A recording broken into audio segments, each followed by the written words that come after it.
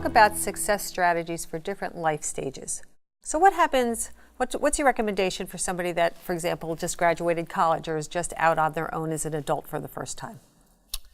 I think the first 3 months are critically important. You set the stage. So I would tell those college grads, make sure to be at work before it starts and make sure you're not looking at your watch at 2 minutes to 5. So the boss knows that you're willing to put the time and effort in.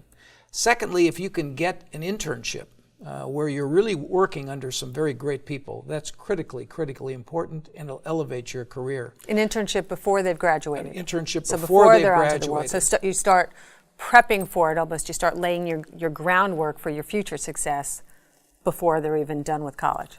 That's exactly right. And as an aside, 82% of our staff were former interns who did internships with us at William Beaumont Hospital. So we know they're stars. They show up to work on time. They know how we operate. They've developed a good rapport with our staff and patients, so they get the job oftentimes.